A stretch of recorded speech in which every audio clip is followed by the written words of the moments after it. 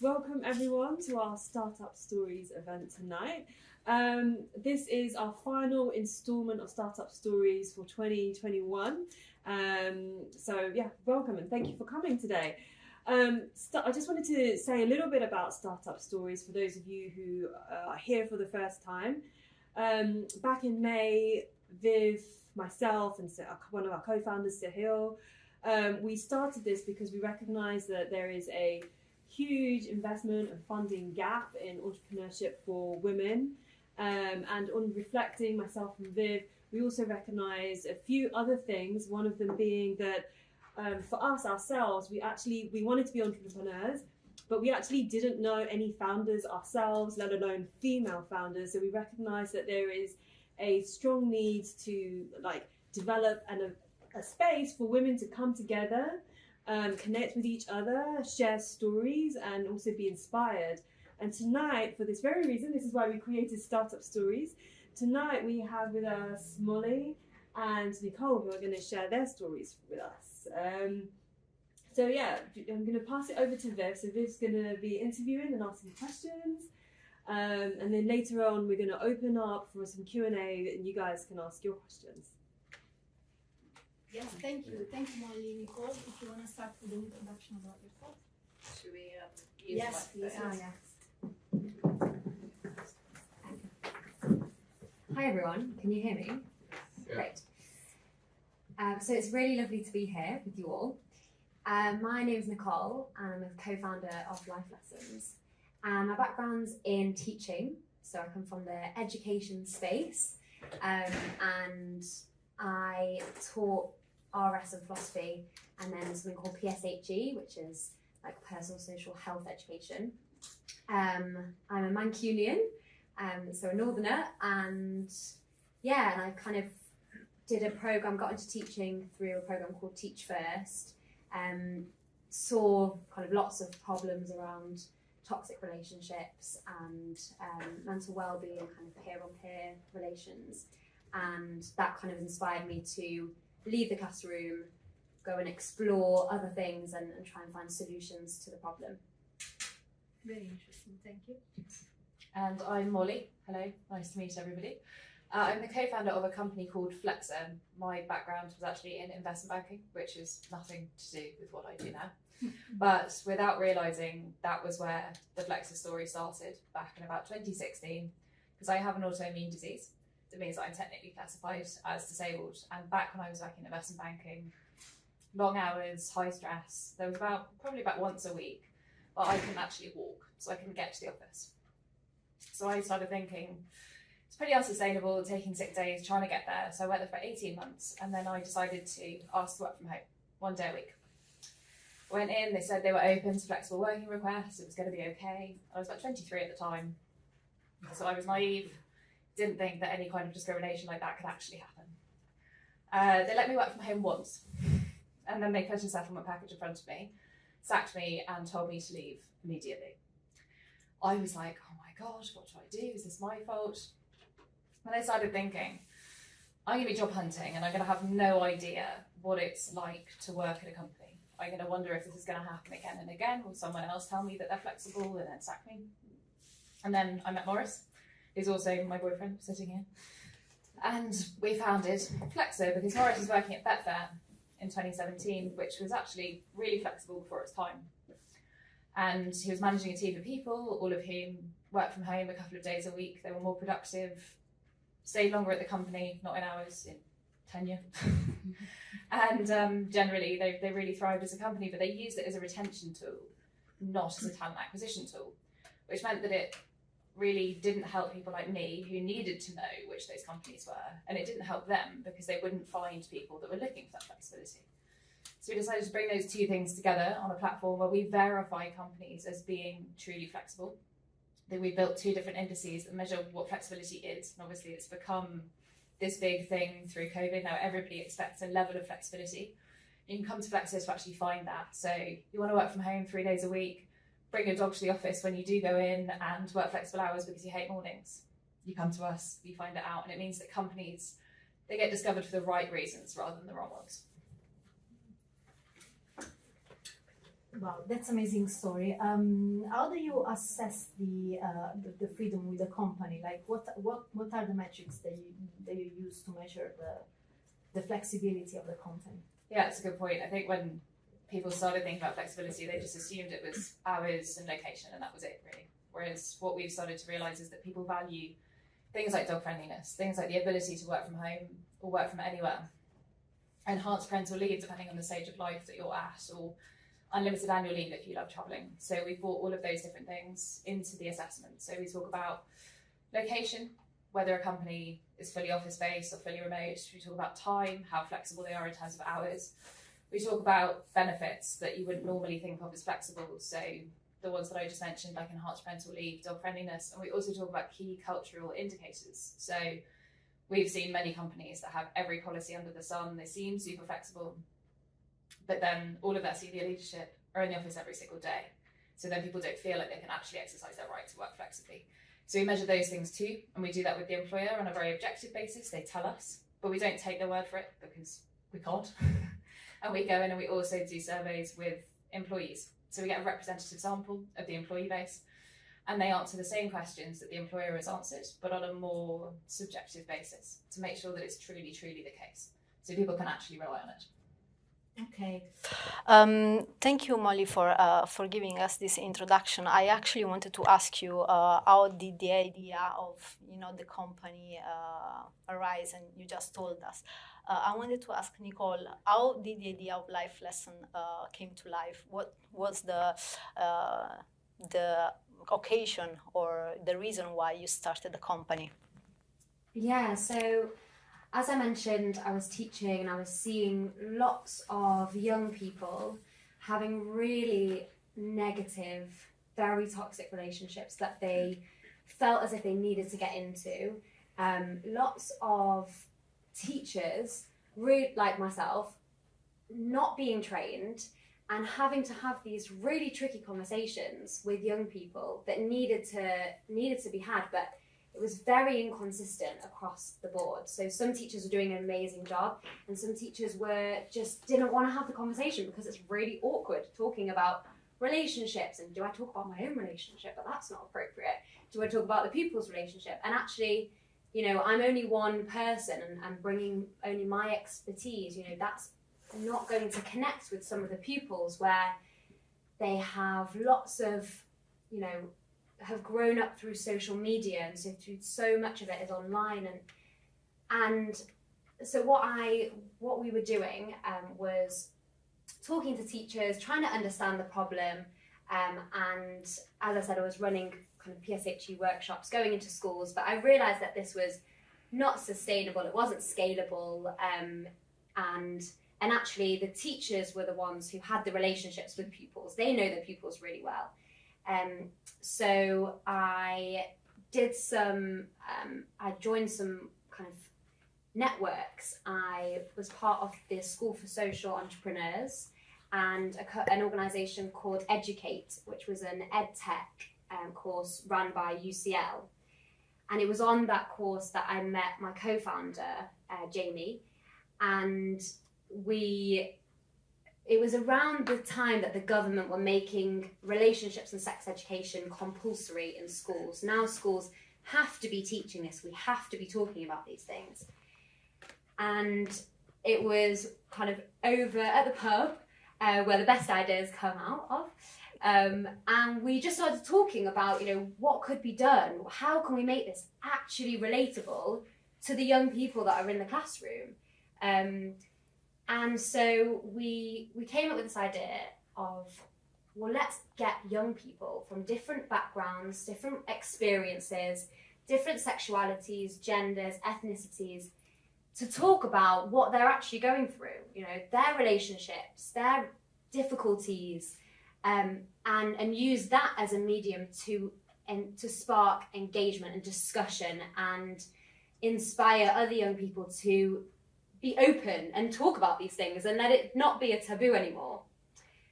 So we kind of left the pub and thought, maybe we're onto something. Maybe this is a good idea. Let's see.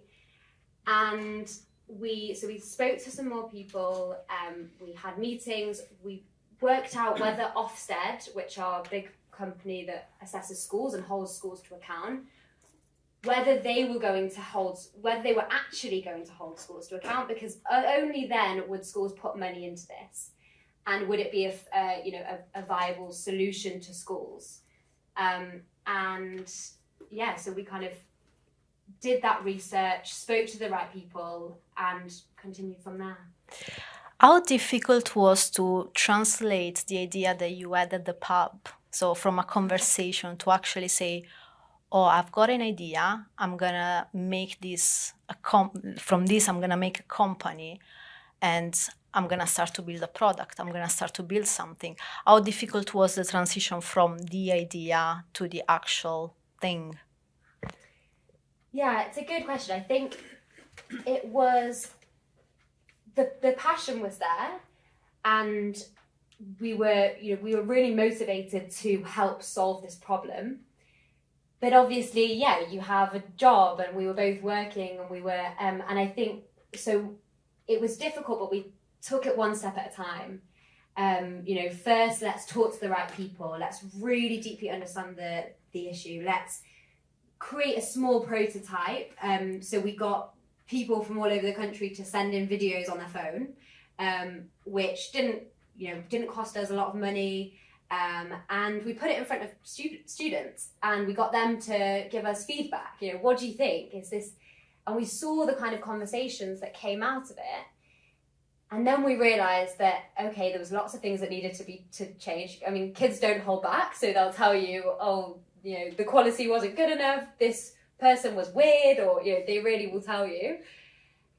But what we were seeing was that it was sparking discussion, and it was getting them thinking, and it was getting them being critical, and teachers were enjoying it. And so it was these little steps that we put into place that fueled the fire, and people that we were talking to.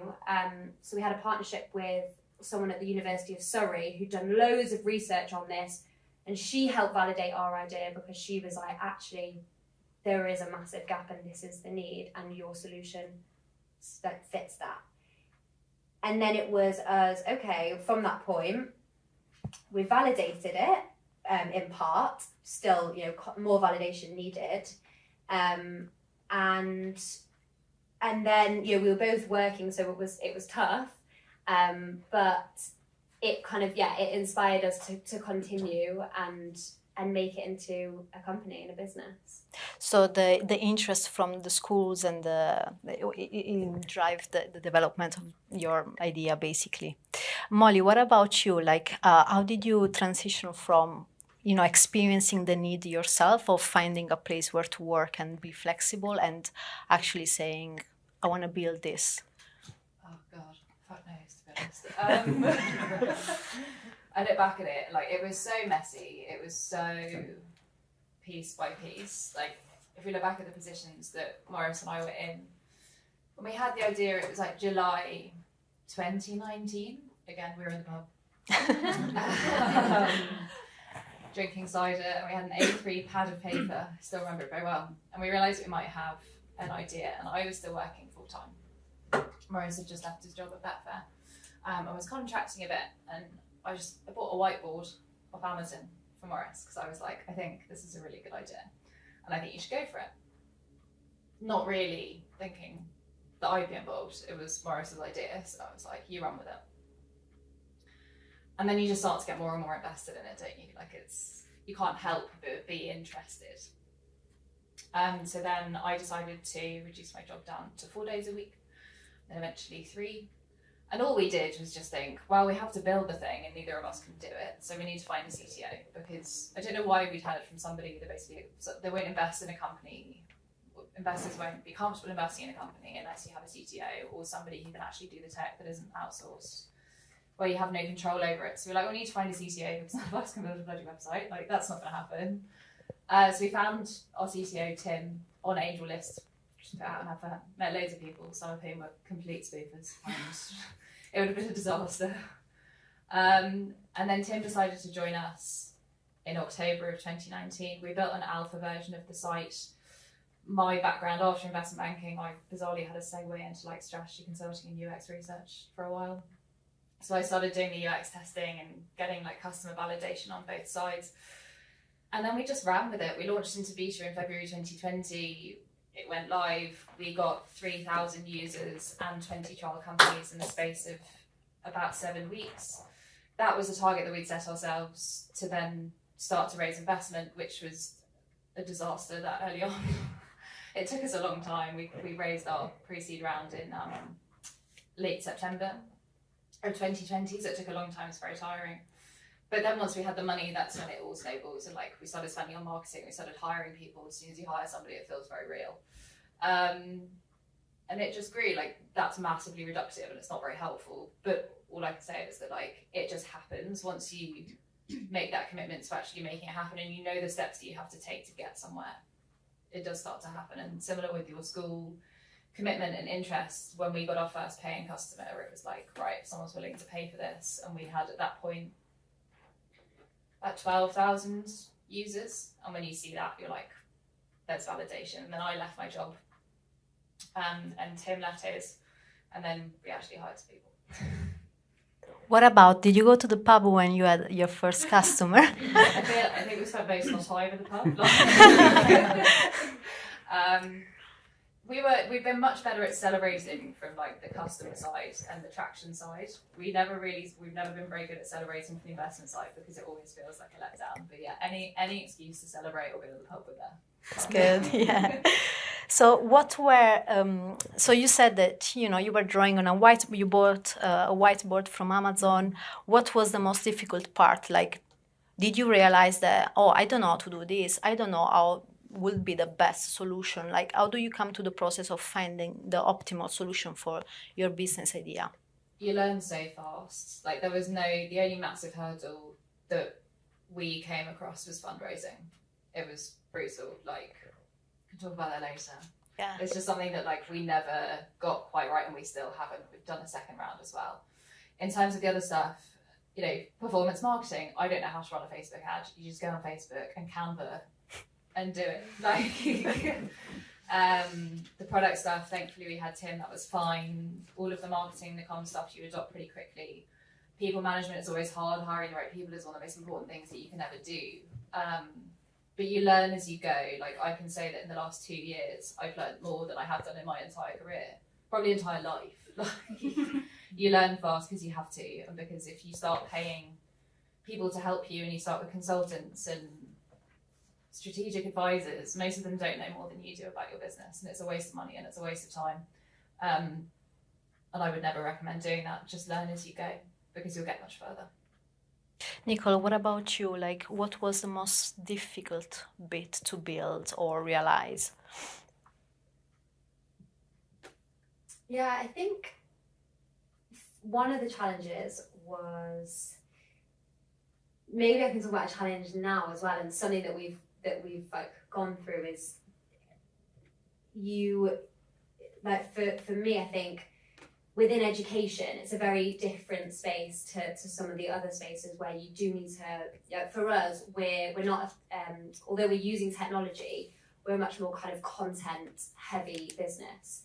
And so we needed an initial boost of investment to pay for some amazing high quality videos and to kind of get us going. And then, but actually the technology, we don't need to spend so much on. And I think a challenge for us is about, we're selling to schools, and it's, do we kind of take on loads of investment, hopefully, and grow really, really quickly, or do we, because within the education space, it's all about building relationships, and that's how you get customers, and the word of mouth. People in education, I guess, are quite skeptical of new kind of ed tech companies, and whether loads of investment would mean that we would get there quicker, or the challenge of, do we grow kind of organically and bootstrap, which is what we got some initial investment, and then we have been bootstrapping, because I tutor alongside, which started off a lot more and now is kind of, I only do a little bit.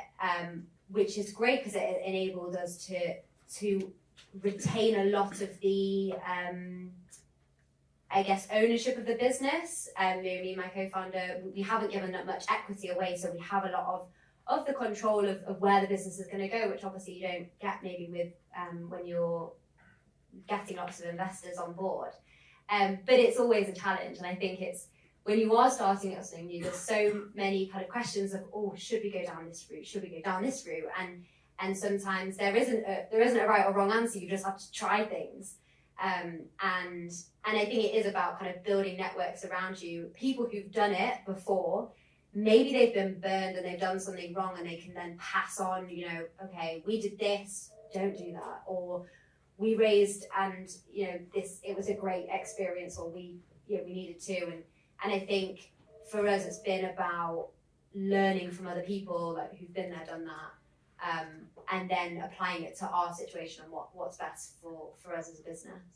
How did you find, people that, were able to do the videos or create the content for the videos, curate the content? So we worked with a studio. They're an amazing studio. They really understood what we were doing, and they were really high quality. They had worked on like Made in Chelsea and lots of very, very professional. And they had so they kind of helped us with the production and the editing. And to be honest, all the young people. So we filmed young people from like 15 to 22, and we never have a problem with recruiting for young people. They just want to be involved. They want to tell their stories. They're especially from different like genders or sexualities where maybe they haven't been represented in school or especially with PSHE. They just want to tell their stories. So we work with schools. We work with like casting agencies. Lots of really keen drama students that kind of just really want to get in front of a camera and make it look effortless. And yeah, they run with it. We don't script anything. We don't tell them anything in advance apart from you're going to be asking questions, and it's very raw, honest, and just real, really. And how has been the response so far? Really good, yeah. We started selling our product. So we have an amazing, our partner schools just really get what we're trying to do, and they were the first ones that were like, yes, we want to be involved, and they have given us loads of feedback, and the pupils have, we've gone in and watched how it's ran, and that was really good. And then in the summer there was this big website called Everyone's Invited, which was lots of young people sharing testimonials around sexual harassment that's happened in schools. And then Ofsted brought out a report about how this problem is happening across all schools all over the country. And since then, we've seen more schools coming up and saying, like, wow, we want this, we need this, we need to do something about it. And I think that's been really good. And the young people that we have in the videos, they're now part of like life lessons, and they come to our events, and they're kind of part of a little family that we've created. Did you find the opposite, like schools that didn't want to adopt this new method, basically? Yeah, it's interesting. With schools, it's you're sort of ghosted a lot because they don't often tell you no. They'll just not talk to you because they're so busy. Like teachers are so busy that they just will not talk to you. And I think there are some schools that this approach doesn't work for, and that it doesn't fit in with kind of what they're doing, or not everyone is going to get what we're trying to do or love it, and especially at the beginning, really it's just an idea that's in your head, and you have to convince a lot of people that this is an amazing thing, and you have to sell it always, because they need to. If you don't believe in it, then they're not going to believe in it. And so you do hear people who maybe don't get it or don't want to invested in the new idea because they've got things from their perspective, they've got it good. But that's good in a way because it's a challenge and it's like, okay, what can we do in order to get those people on board? Yeah, so it's a continuous improvement process. So you have to improve your speech and maybe understand what they need and maybe change it or just say no, I'm fine with it. Molly, can you please tell us more about, you said that you launched an alpha version of your website. How did you go for validating and finding the product market fit of your idea? I don't think I don't think any company ever really finds true product market fit very quickly. I think it takes years and years, because everything's constantly evolving as a startup. Like the product that you are when you launch is probably incredibly different to the product that you are a year later and 2 years later. I think you're consistently evolving, but I guess how do you know it's something that you should run with? And I'm sure it's a question that a lot of people ask when they see a lot of startups and they're like, really? How did they get money? When we launched into alpha, we chose 30 people who signed up to a waiting list on a landing page that we put like £2 of Google ad spend behind just to find out if people were interested. So we had about 500 people signed up in the 2 weeks before we actually launched the alpha version. I picked 30 of them along with long-suffering family and friends to interview about the product. So talk them through, let them explore. What do you think of it? Does this make sense? What else would you want to see? The feedback was pretty good. There were some small changes, and then we obviously made those changes, and then we went into beta, which is when it kind of gets the scary bit because anyone can access it. Like obviously not with thousands of people on the site. There were, I guess, early stage hurdles to overcome. We obviously needed people's data to understand what roles they were interested in, what flexibility they're interested in. Getting people through an onboarding process is hard. We optimize, kind of product cycle you often see with like big products when they're not startups is 4 weeks, 6 weeks, whereas we were doing it every day and just trying to make it better and better. So we got about like an 87% completion rate. So we started to get the data that we needed to actually match people with companies. And so it was kind of just cycling through and adding stuff in where we thought it was necessary, but simultaneously we were doing the user side of the website. We obviously had to find companies to advertise for because we couldn't just scrape them and assume they were flexible. We had to speak to them. So I was on LinkedIn all the time, like messaging random HR people at companies that I thought were flexible, most of them telling me to fuck off. And yeah, we got about 20 trial companies on doing it for free. And they started to kind of realise the value in being transparent rather than hiding it all in their careers page or in their interview processes. So I think we probably got to the point where about 15 of those out of 20 said it was a good idea, and we had people actively using the site. So that was kind of the validation point for us. Okay, and when did you decide then to go and ask for investment? We actually thought about raising, but didn't think about it. We had meetings raising investment when we had the idea because we didn't think it was possible to do it without money.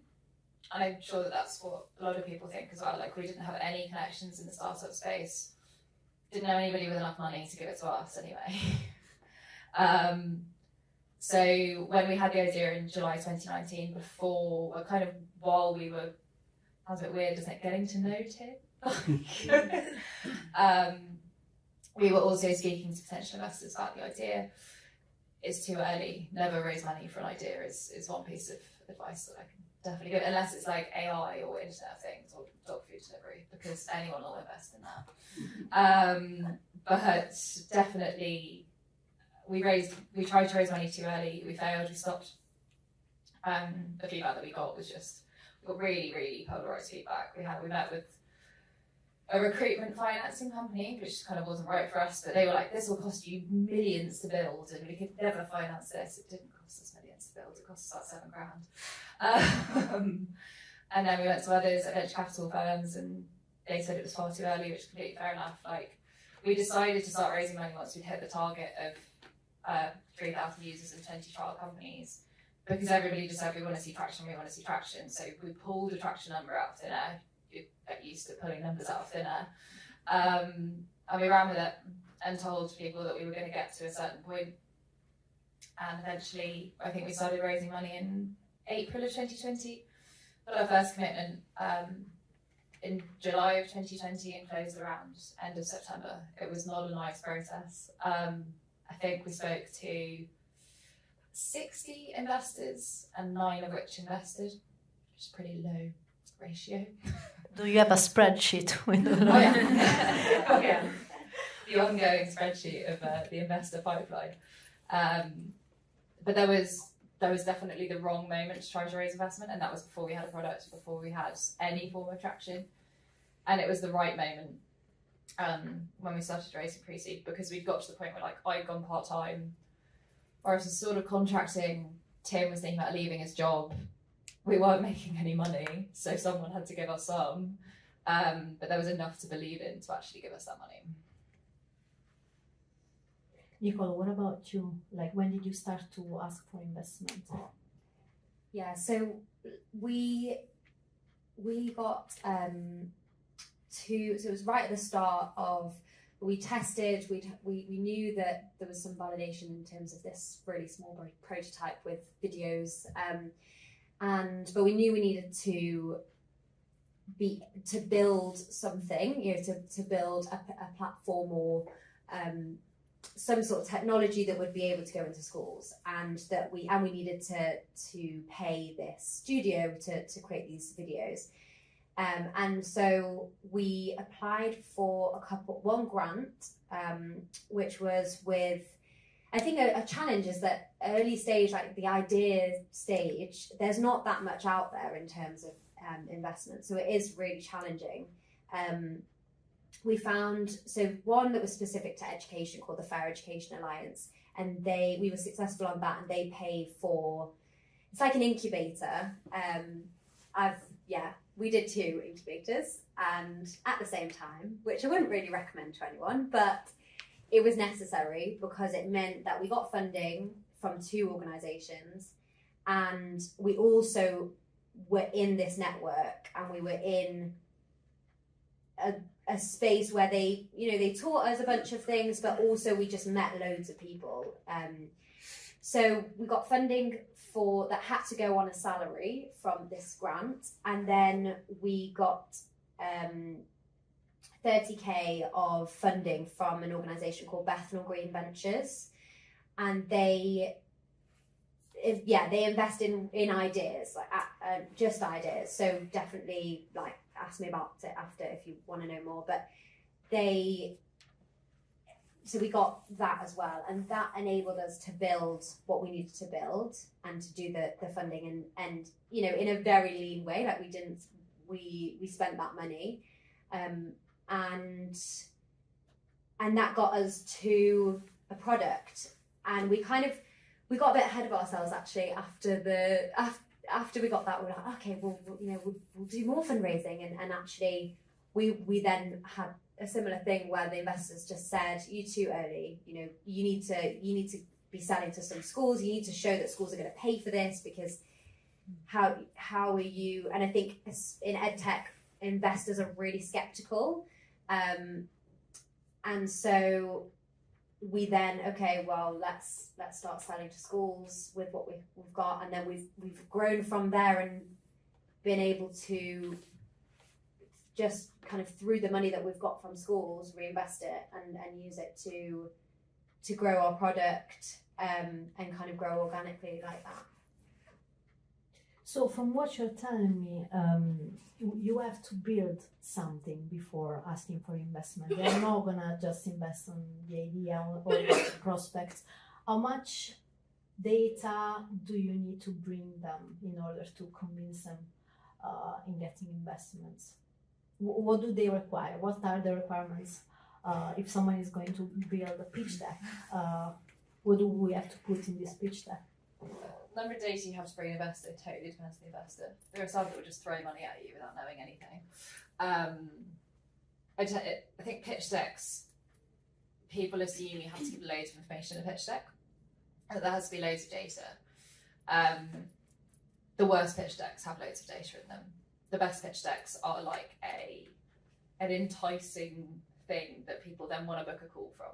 So I think our whole pitch deck for this most recent round that we raised, we closed it about 3 weeks ago. I think it didn't really have more than about 400 words in the whole thing. It was just pictures and big, massive finger in the air projections that sound great and that we think that we can hit to get people really, really excited. It's 11 pages with a start and a finish, and it was basically, this is what the product is, this is why, like the problem, the solution, and then the absolutely enormous market, because that's all investors care about. People spend a lot of time when they're raising money, and we fell down this pitfall so many times. Because you care about what you're building, you spend so much time on the problem. You think that the problem that you're solving is the most important thing in the world, so everyone should know about that, and your solution is obviously the best. So you want to tell people that. But actually, what the investor cares about is the opportunity. They want to know that this is going to make them loads of money. Unless you go for the impact venture capital firms or the impact angel investors, then it's quite a different story. They obviously want to know your purpose and your impact, and they do want the data behind that. But the majority of investors want to know that it's going to make them lots of money and that it's going to make them look good in terms of what they decide to invest in. And year one, valuation increased 12 times. That's what they want to know about. So you have to paint that picture in their head, and you have to come across with so much enthusiasm about the fact that you can make that happen. And obviously when you're doing that over and over again, talking to investors, it's hard because you've just got to put on this face, I guess, of the company and have such enthusiasm, because you go just into one pitch. It's like a sales meeting, isn't it? Like you have to sell the idea. And if you're not on form on that day and you're not painting the picture that they want to hear and they're not excited by the opportunity, they just won't talk to you. And the pitch deck has to paint that picture in the very beginning that this is an opportunity that's going to make them loads of money. How do you deal with the no? Like you said, you asked 60 investors and you got 9 investments. How does the no impact you? I would feel like Yeah, you definitely take it personally in the beginning. I would say a no is way better than ghosting, and I would say that the ratio of no's to ghosting, God, I'd say it's like 80% ghosting. People don't tell you no because they don't know necessarily why they're telling you no. I think people like to think that investment is a science. It's not, it's an art. It's someone's hunch. Like, do they think that you are the right bet? Because it's betting. You're betting on a startup. That's what you're doing. And so sometimes people don't tell you no because they don't know why they're saying no. They just are. And so they just don't want to tell you that because it feels like they're breaking up with you in some bizarre sense. So I definitely, to begin with, the no's are hard and people tell you no because you take it personally. You're like, but this is my idea and it's great. But after a while, you learn to really value the no's, because getting told no means that you don't lie awake at night wondering why that person didn't get back to you when they seemed really keen on the second call. It's literally like dating. Do you have to select them like on Tinder? I'm choosing this investor rather than the other one. That'd be a lot easier. There's actually there's a platform called landscape.vc, and it's not like Tinder at all. It basically is like a glass door for VCs, and it started about a year ago, and it's really interesting. I think it's going to be such a valuable resource for that, because you blindly cold outreach all these VCs and you think, wow, that sounds like such a great fit. Like for us, they're a future of work investor and they really care about female founders. Fucking ghost you. Doesn't make a difference. Whereas Landscape, like, you can rate it based on a call you had or if they've invested in you, like how they've been as an investor. So it's the closest thing to like Tinder for VCs that you can get, but at least they're rated by people. Yeah. What about you, Nicole? Did you go through like a selections? Yeah, we had. It was slightly different. It was like a long application and rounds of kind of interviews, and I think there was quite a few interview rounds. That you have to create videos of your idea, at the time it can feel quite frustrating because they're time consuming. But actually now looking back, I'm like, that helped us define what we were doing. And, you know, when you only have a minute to explain your idea in front of a camera awkwardly, you just have to get it right. And it's changed so much since then. But yeah, there was panels and you're just, they're in, it's like what Molly was saying, that they're investing in you as a team, you as a person, how much they believe in you that is going to deliver this answer. And so you just, you have to kind of go through those hoops.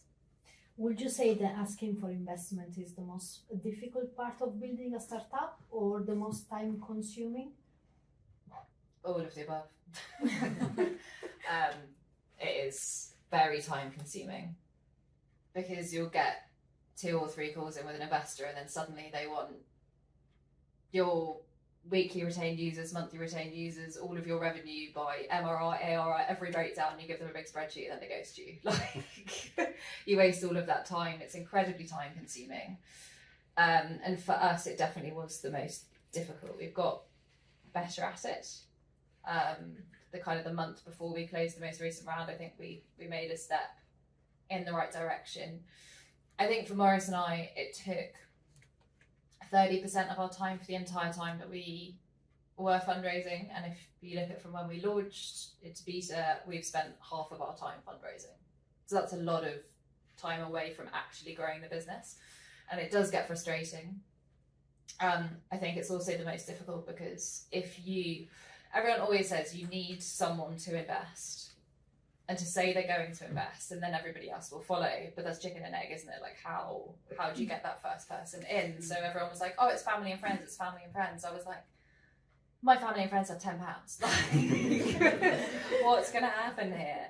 And so you're kind of you chase your tail and then eventually someone commits and then it starts to fall into place slightly, but it's not as easy as that. Like people don't just flood in. So there are so many different complexities, and I think it's particularly hard as a woman or having a mixed founding team because you're taken a lot less seriously probably without investors realizing, although I'm sure some investors do realize their bias, but I think without people realizing, they just don't take you as seriously. And like everybody, I'm sure if you're here, you've probably seen the stats as to the pitiful amount of investment that goes into either solely female founded or mixed founders. And that's not just because of a lack of supply.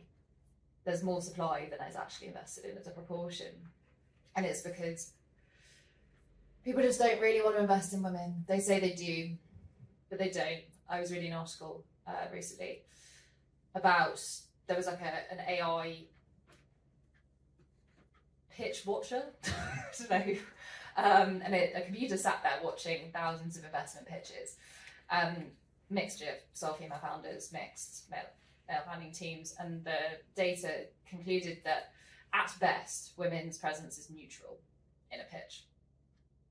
It's normally a bad thing. It makes people less likely to invest, and the reasons for this, after they then interviewed the investors, they said, oh well, I just worry that women are doing it because they want to work part-time when they have children on their own business.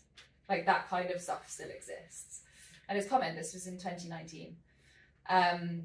We had experiences where the investors would ask a question, I'd answer the question, and then they'd reply to Maurice, as if I wasn't even in the room. We had another investment call. We were quite far down the road, and I normally lead the pitches, and I was leading it, but the partner at this VC firm was being so weird, like really aggressive, really confrontational, but only towards me. So I nudged Maurice. I was like, you're going to have to lead this.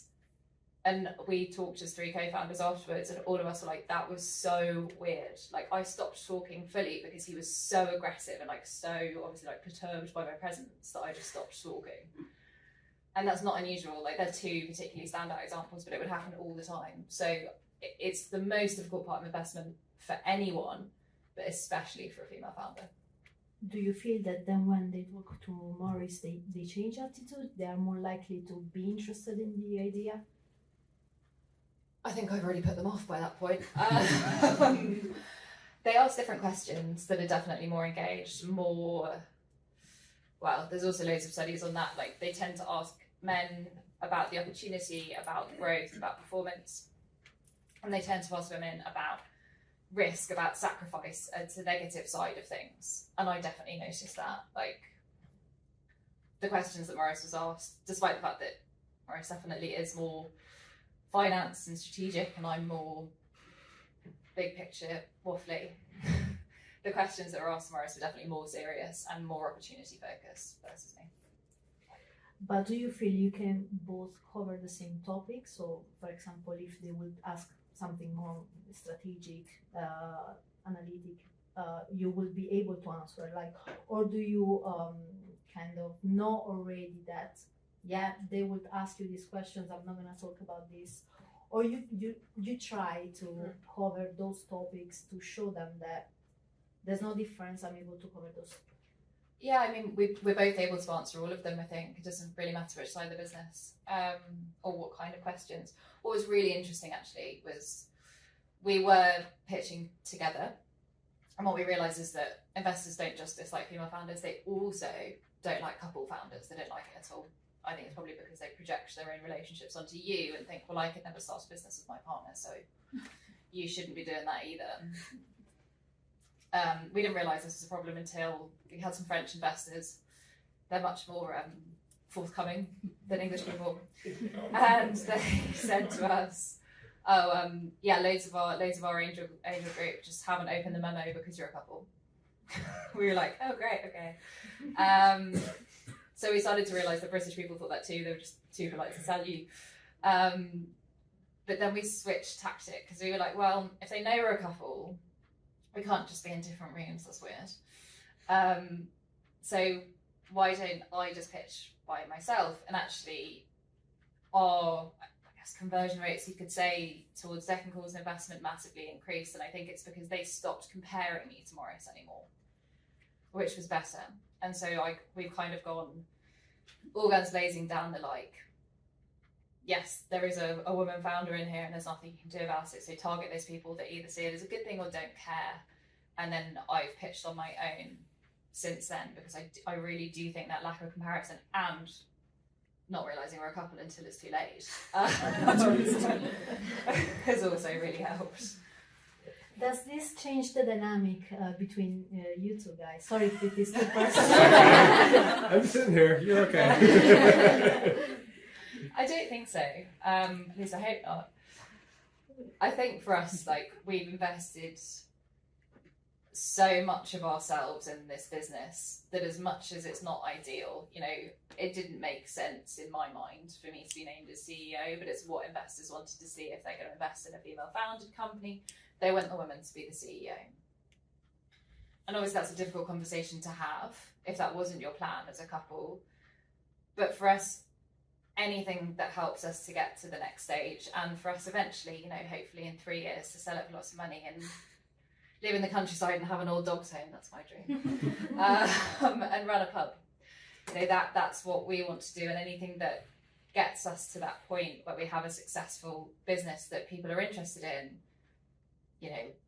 we'll make that sacrifice. And I think both of us have that understanding as a couple that that's what we have to do, even if sometimes it requires you swallowing your pride, swallowing your egos, swallowing your expectations. It ultimately gets you to the future that you want. Was this difference something that you were expecting before going for the investment rounds, or it became more prominent when you started to ask for investment? I know, I was blissfully naive. I hadn't really read about it, I didn't know about it, I didn't really know what raising investment meant. Obviously, I knew about equity and people giving you money for a percentage of your business and things, but I didn't really know what the practicalities of that was. So no, and I think actually the first, more than probably first 20 times it started to happen, you just don't really realise it's a problem. And I was never particularly vocal about it. I think it's very easy to assume that people will think that you're just saying, oh, I'm struggling to raise investment because I'm a woman, when a lot of people will just go, oh, no, we're just your business is just shit. Like, that's why they're not giving you money. But then you start to realise it's not just opinion about your business, it's a lot more than that.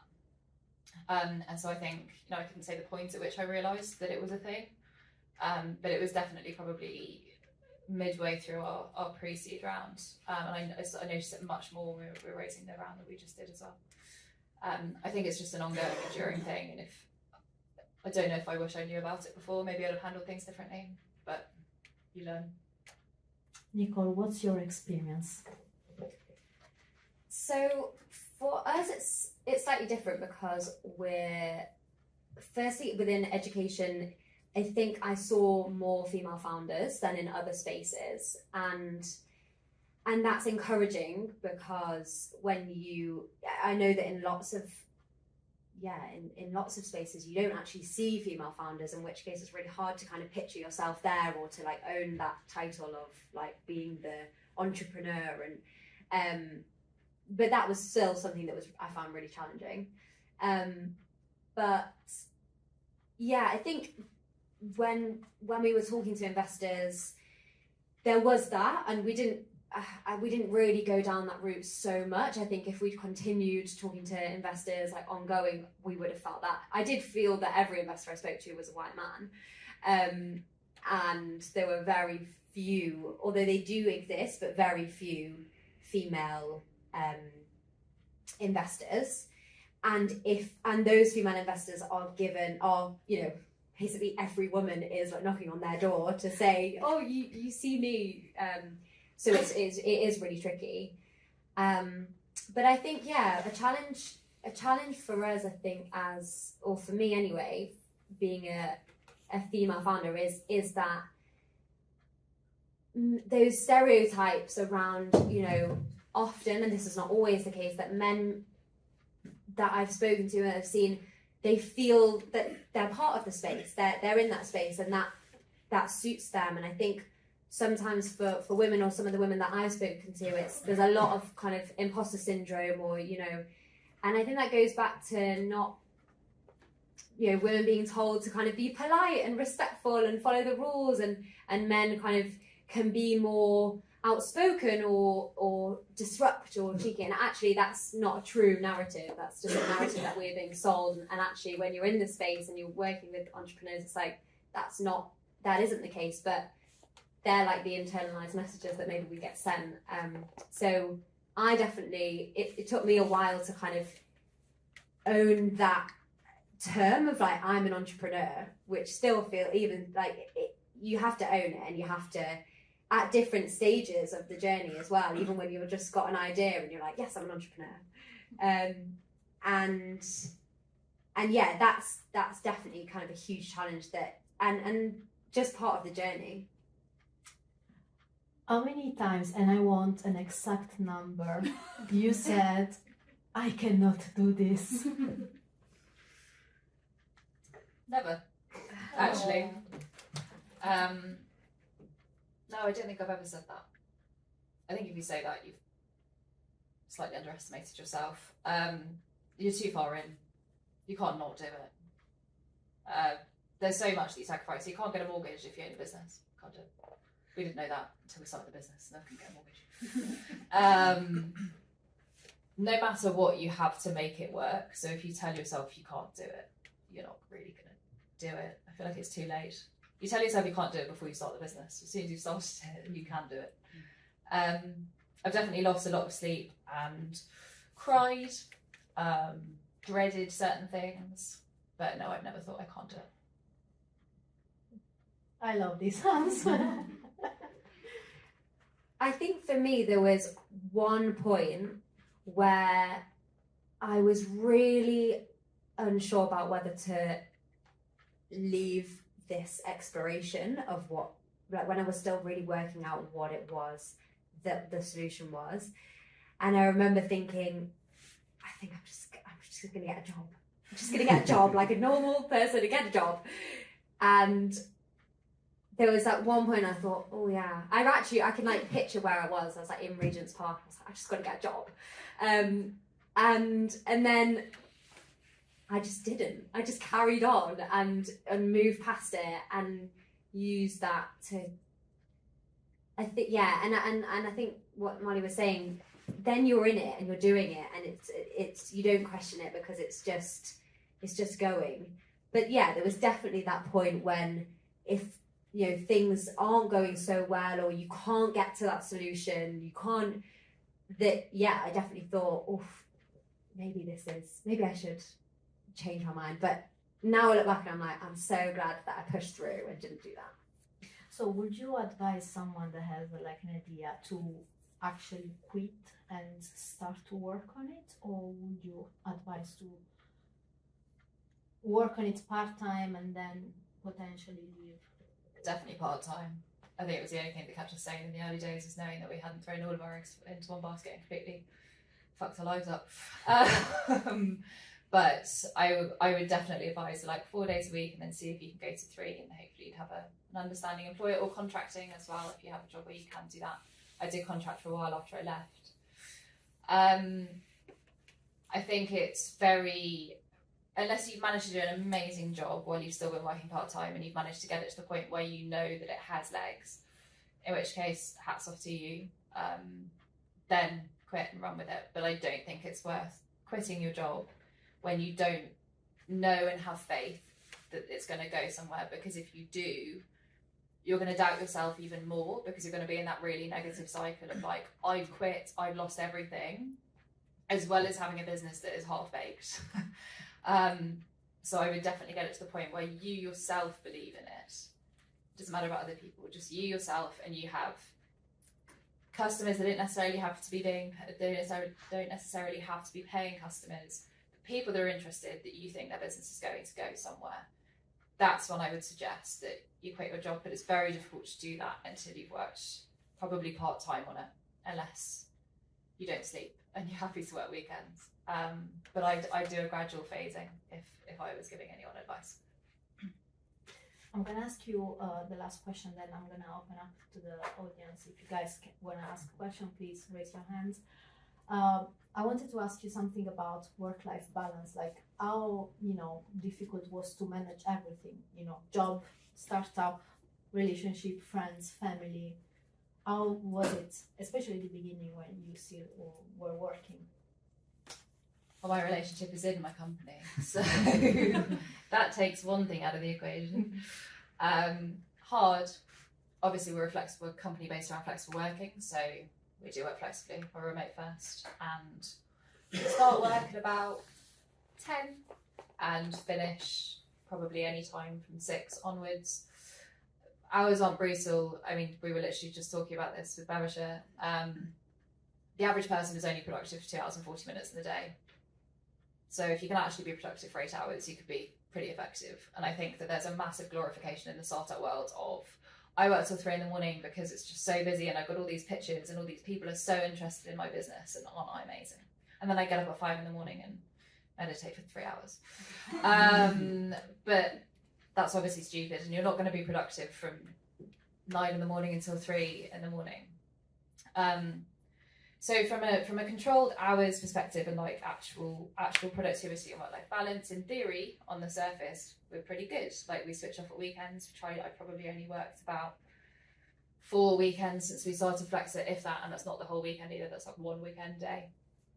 But the trouble is that it never leaves your brain, ever. So you can be in the pub in Morris High, or often in the pub, and we'll just talk about Flexa. It's impossible to step away from it when you've also got a partner that you're working with.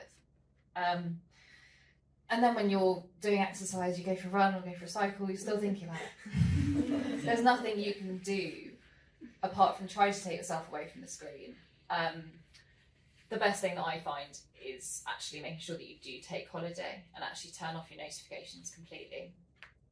I literally block, my iPhone blocks Gmail, Slack, LinkedIn, everything, so that I can't touch it. And we did that for a long weekend last weekend, so we took Thursday and Friday off, and it was so nice because you just stop thinking about it. Eventually your brain goes, okay, I can relax now. But that probably really only happens for a cumulative week or 2 a year.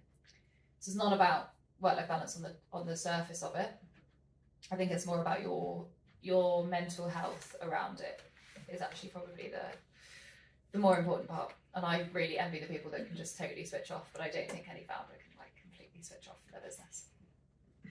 Can you switch off? Yeah, I can really empathise with that. I have the same thing. So during lockdown, I found it even more hard to switch off, as I'm sure lots of people in this room as well. And Jamie was, my co-founder, was working full time, so we'd meet at 7:45 in the morning before work. So we really saw each other at our best, and we'd have these like morning meetings.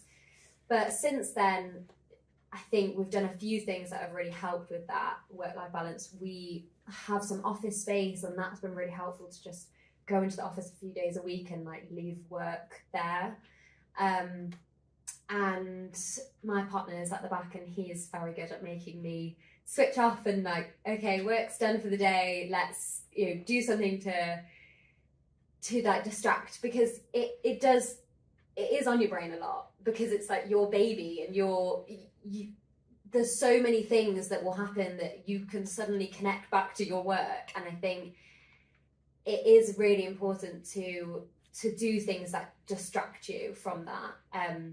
And like we were saying earlier, that because I love what I do, and that's like the joy of being running your own business, is that you love it, but that can often lead you to then, oh well, I'm going to this conference because I love it and I want to be involved, and you do, but then it's still work. You're still doing work and you're not switching off. And there's more things to life than work. And I think there's been some cases that I've heard where like founders have started things and it's got too much because it's so consuming, and they have not had that work-life balance, and therefore it's not worked, because at the beginning, like, you are the company, like that is, so if you aren't at your best and you're like mentally, and then you won't be able to sustain it and you won't want to sustain it. But actually, if you, like, what I have learned is to switch off and to find that balance.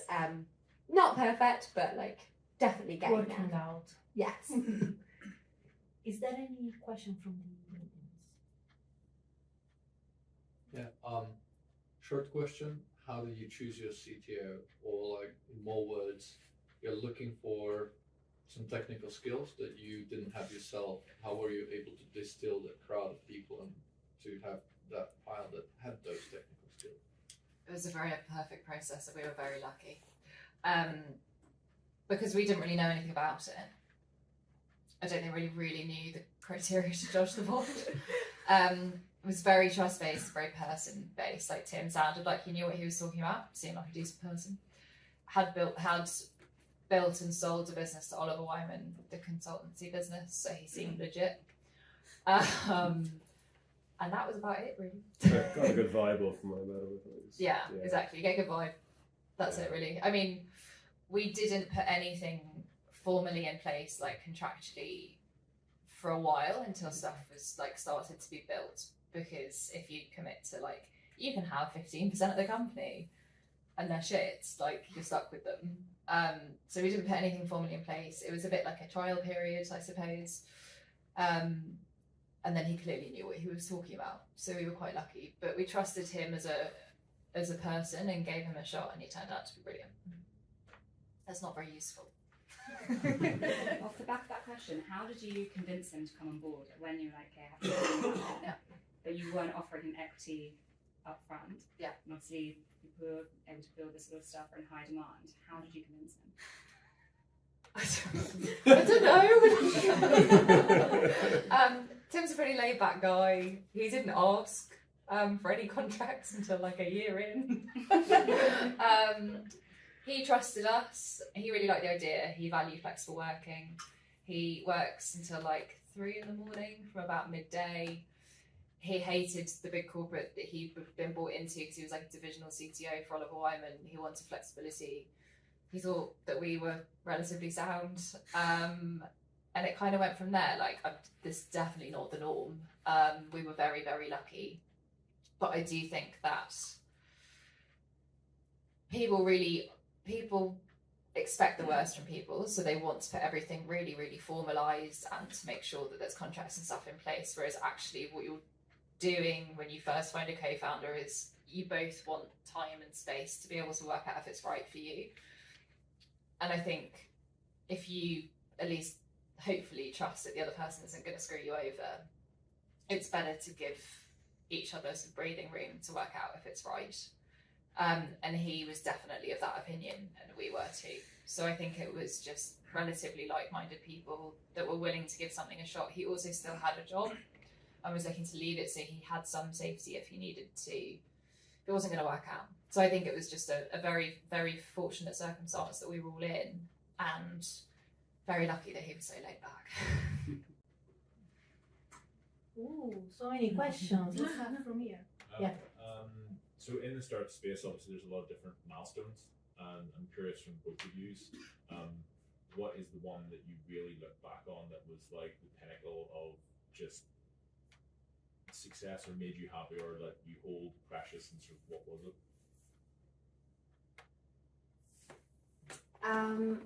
It's hard to narrow it down to one. I'd say getting the investment from Bethel Green Ventures, but in a way that just kind of a lot of the time you hear from people that, from like your family and friends, like, this is a great idea, this is, and some people are telling you that, but I think when someone does invest in you, and even if it's not a lot, they're putting their money there, and they it's like external validation of like, you're really onto something, and we see potential in you two as a team. So that was a really big moment, and other people start to like, oh, okay, maybe you're not just this crazy idea that you've had in the bedroom, and that you're working on. And then I think the second thing was our first school customer that paid money for what we'd created. That was, I think, just huge validation that we were doing what they needed. There are two, one that I definitely didn't realise at the time, and one that we definitely did. So the one that we didn't realise was, so when we started out, we were actually like a pure play job platform, so your traditional, basically like a flexible Indeed. And we had a hunch that it wasn't the right way to go. And so one day we just decided to pivot the business, which arguably was very risky because we were midway through our second fundraising round. And a lot of people told us we were mad. But we pivoted to this like verification angle of having these companies and showing that they're truly flexible, which was way better. And although obviously like you don't see the results materialise immediately, we just saw our growth and our brand equity and our ability to acquire customers and candidates skyrocket. It's clearly the right decision. So that's a pretty big milestone. And everyone was like, Flexifical, what? Like, what are you doing? You're raising money and it's going all right. And we were like, no, we're going to struggle in the future. So we pivoted then. And the probably standout one was we were doing we were about to do a digital detox in a cabin called Unplugged. They've got loads around London. They're really cool. You lock your phone in a box and you have like ordnance survey maps and cassette players. There's no technology at all. You should check them out if you're interested in. They're really good. And we decided to go there while we were raising our pre-seed round, and just as we were about to lock our phones in the box, it sounds like a really hyperbolic story. It's not. It's actually true. Just as we were about to lock our phones in the box, the investor that we've been introduced to was like, "Can you talk at 4?" And we were like, "Okay, we just won't lock our phones in the box now." We like put it on the side of this. It's like a shipping container. Put it on the side, and we were talking to this very prolific investor, invests in loads of different companies, really interesting guy. And he just there and then said, okay, I'll finish your round. I'll fill it up. So we raised $250,000 while sitting in a digital detox cabin in Essex, I think, in a chicken farm. And we just put our phones in the box and just forgot about it for the entire weekend. That was a pretty amazing feeling. Oh, beautiful. There was a question at the back, yeah? Yes, I actually have quite a few, but I'm going to stick to one. In general, where do you find your resources in the sense of information, knowledge, all of that information? Is it just Google at the end of the day, or do you have people that you kind of get advice from? Yeah, I Google a lot. How to set up Google Google search, BBC, SEO, anything. I Google a lot of things. We've also, over time, managed to adopt quite like a network of people that help us. One thing that I would say is I think that, it's probably a very unpopular opinion, but I'm going to say it anyway. I think reading is really overrated. You learn so much more by doing. Like, put the book down and do it. You're going to learn a lot more. I think people are like, oh, I read 7 books last week, like Lean Startup and The Mum Test, and I'm like, cool. Well, we made 20 grand. Yeah, so I value Google as a resource and I value people. But equally, probably the biggest piece of advice I would give to anybody starting a business is to not take any advice. We took too much advice in the beginning, it sent us down the wrong pathways. And unless everybody's telling you the same thing, then you're probably wrong. But no one knows your business better than you. So take your own advice. Don't listen to everybody else. Yeah, just to add on to that, I think it's slightly different. I found people who I really, similar in the sense of like investing in people and finding people who you really respect and that you know that they've got loads of knowledge that you want. And we, for example, for one of ours,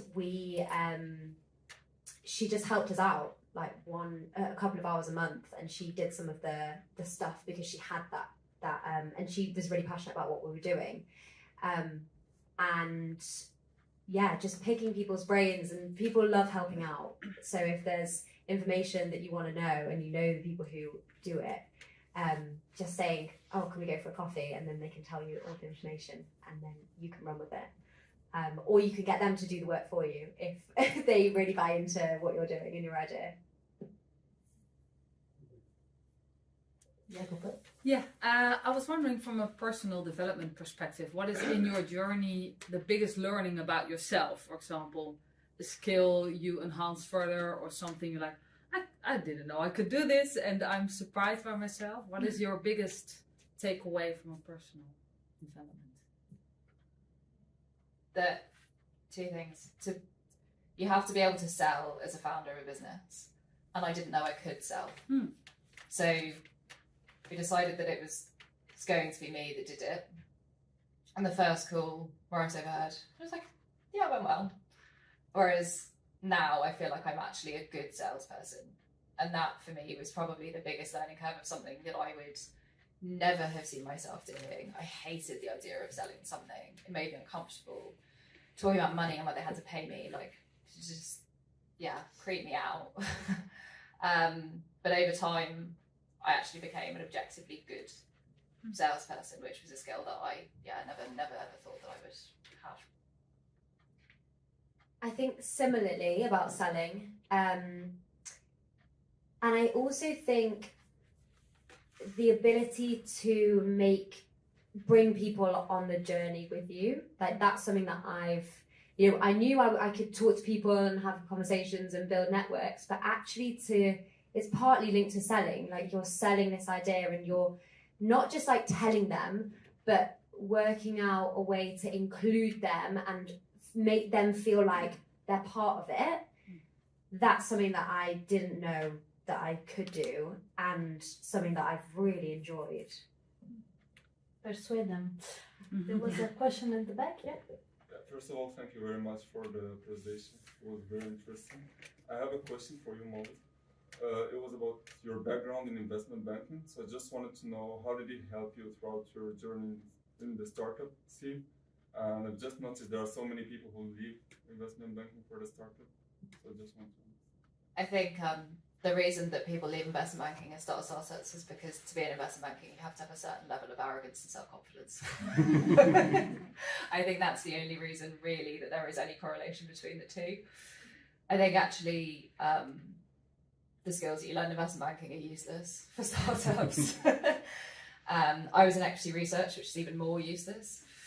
I think that's, for me, the only thing that I can say that were useful, or two things that were useful, is that I was sacked from investment banking. And that obviously then gave us half of the idea for Flexa. And secondly, for me, was that investment banking and equity research were very, very male-dominated environments, and I got very used to that. And I think that when you go into the startup scene, it's very similar. And you also have to have a level of unshakable self-confidence that you have to portray in investment banking. So I think it's more its characteristics and experience that you can take from one to the other. At what stage did you both incorporate the company?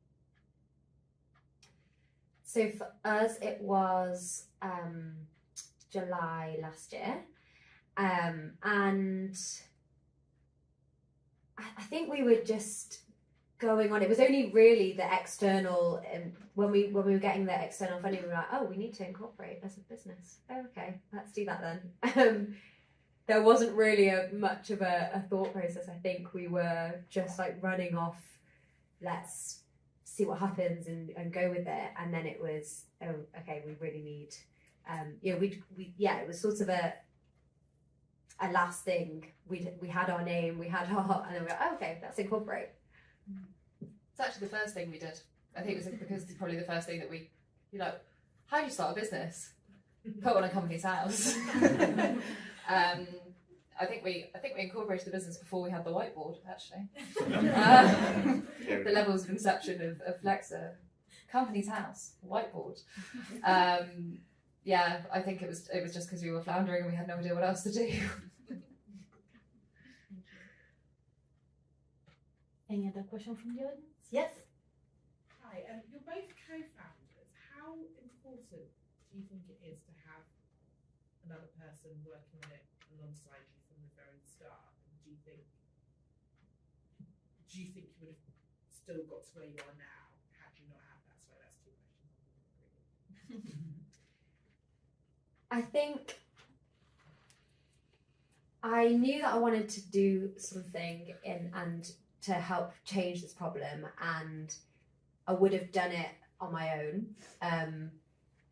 But I would, the path and the journey, we came up with it together. It was very much, let's see where this goes together. And I wouldn't, it's really hard to say whether I would still be doing it if that kind of co-founder hadn't happened.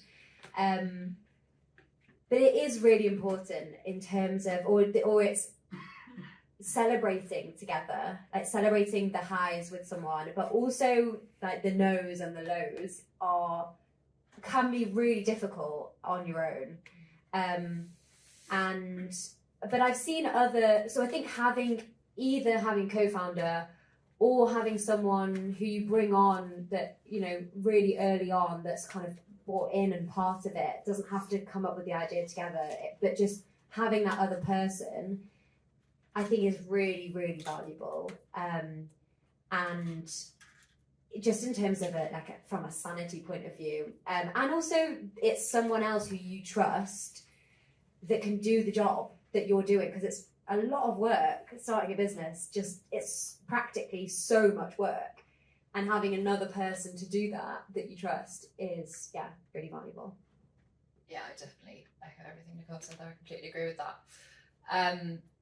There's a very interesting, I could go on forever about what investors don't want, but investors actually are very cautious of sole founders for a multitude of reasons, some probably unfair and some I think not. We just talked about having someone there to celebrate the highs and to be there for the lows and keep you going as well. And I think doing that in isolation, it's the hardest thing you could ever do. And I think doing that on your own, you have to have such self-belief, even more than I do. You couldn't do it on your own. I couldn't have done it on my own. No way. Absolutely no way. You asked me, there were times where I thought, could I not do it? If I'd been on my own, I'd have thought that all the time. It's because there's someone else with you. And no matter what, you can use that other person to solve a problem because someone's talking to you. From a personal perspective, I think a co-founder is incredibly valuable. They don't have to have been there from the beginning. Obviously, we found Tim, our CTO, as a co-founder a bit later on. But I think it still has to be at idea stage. I think it's very what's the word? Forced to like hire a co-founder. You know, you sometimes see those roles on LinkedIn where it's like co-founder, 50 grand a year, 3% equity. It's like, that's not that's just giving an employee some equity. So I think it has to come in at idea stage, but you could have had the idea and then find someone else who shares that passion. Absolutely. But I wouldn't advise anyone going it alone, but then I equally just told you not to listen to any advice. So yeah, in short, investors don't like it, and I would have hated it. Thank you. I'm just curious, like, obviously you guys have talked a lot about getting investment and stuff. If you were sitting at the other side of the table, what would you look for in founders that on the journey that you've been on that you'd want to see to hand over your cash to? Definitely generalist co-founders, people that can pick up anything and run with it. I think it's a really undervalued skill. I think people really like very specific skills in co-founders, then they believe, oh, you can definitely do that. I think the power of a team of generalists is significantly stronger. I would definitely look for traction, probably monetization in the early stages. There's a proof that somebody is willing to part with 20 quid because just the process of parting with money means something psychologically to people as well. People also value things more when they're not free. And I would also be very keen on seeing that somebody isn't trying to do these enormous finger in the air projections of like, in 3 years time we're going to have £100 million of revenue. You obviously want to see big targets, but like, you don't want them to be so unrealistic that you think that that person has no idea of how to even get to that level of progress. So I think a level of realism is important too, and just to like the people. Like, that's one of the biggest criteria that we choose investors on, is like, will we be able to get on with them? And I would definitely have the same if I was investing in people.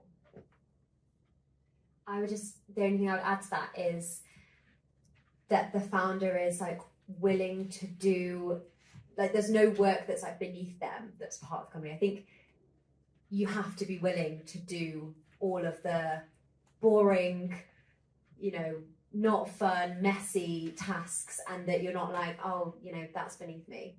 And yeah, just you're willing to do that, I think, is really key. Last question. Last question. Okay. You guys both talk about work-life balance. Just wanted to find out, how do you manage like burnout and your mental health kind of with all the work? Burnout's a very slow thing. Yeah.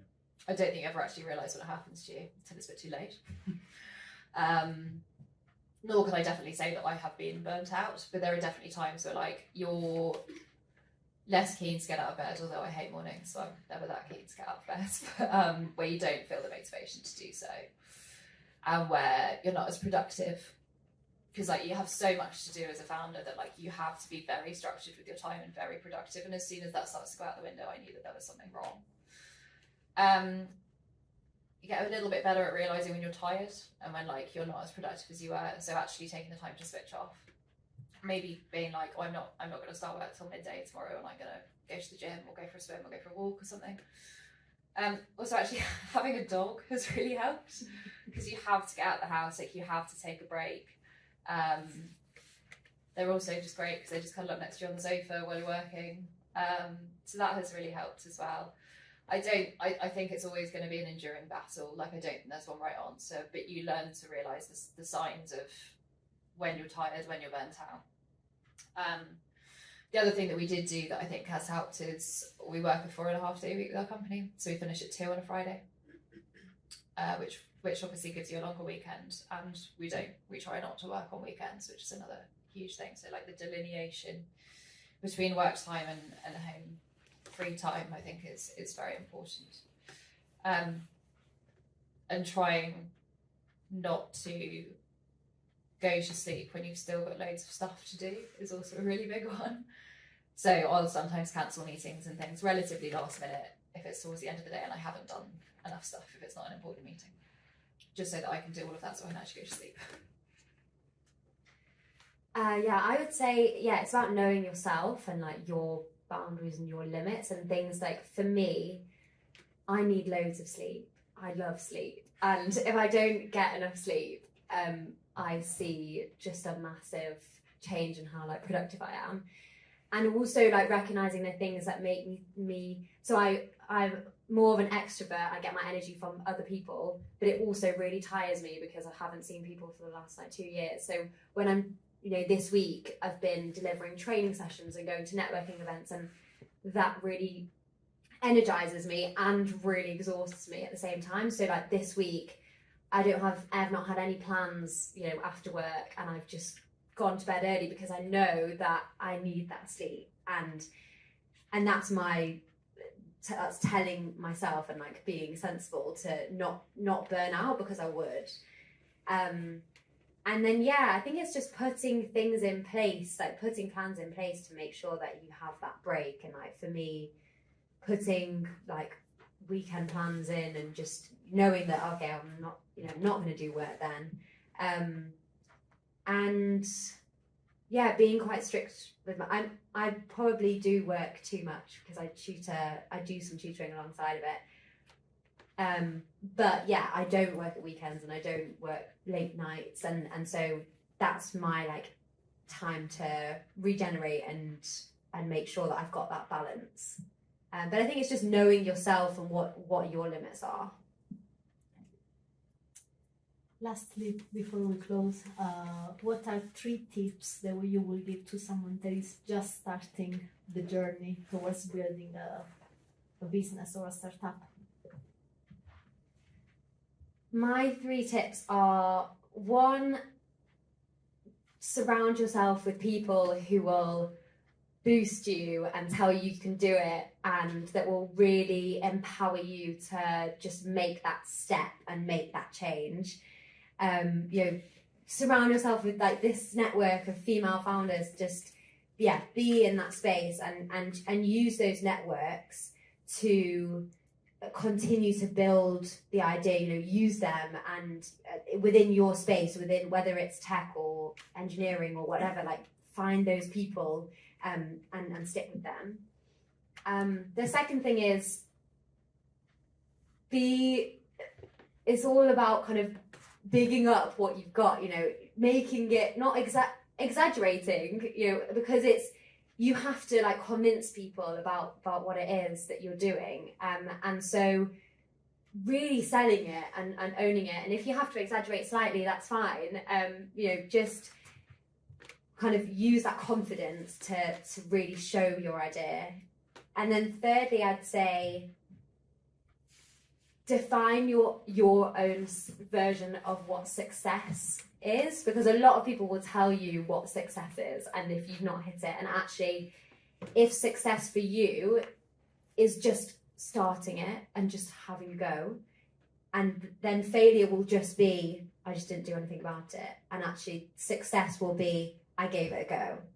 And that's what I think you can hold on to, and then success changes. Okay, I did that, now what's my next step? And take it from there. I'd say don't be afraid of failure, but in a very genuine sense. Like, there is a very good chance that the business that you create won't go anywhere. But that's not a bad thing. Tried. And also don't ignore those signs, because eventually there will be a point where you might feel as if you're flogging a dead horse and it feels like it's too late to back out. But it's a lot worse if you're 3 years into that than 3 months.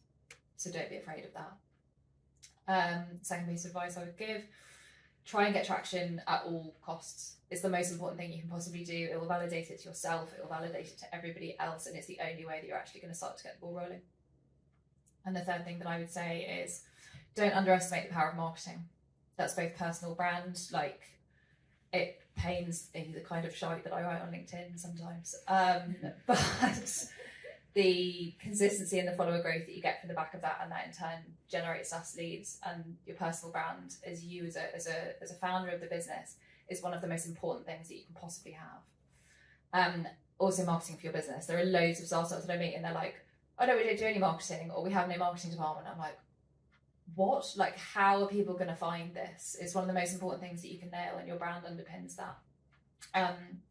So, I did say like don't read anything. But like, not necessarily read it, like Google a lot of stuff about marketing and get good at it, because it will be the success of your business if you are D2C or B2B2C. Obviously, if you're B2B, marketing is still important, but it's like, you're slightly less. but I see a lot of startups ignore that, and it's a pretty sure route to slower growth. Thank you very much. Thank you, Molly.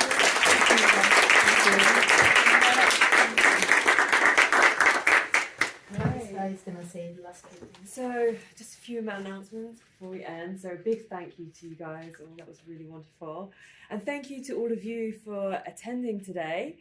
This is like I mentioned at the beginning, this is our last session for the year. Next year, we're going to be back in February. We're going to be partnering with a tech academy called La Wagon and hosting this event near Hoxton, and we'll be back with some more founders for you guys to hear from. So please come and keep an eye out for that. Before you leave, you might want to take a little picture of our slide. So you can subscribe to our newsletter through our website to stay in touch with us and hear about our future events. We're also on Facebook and Instagram.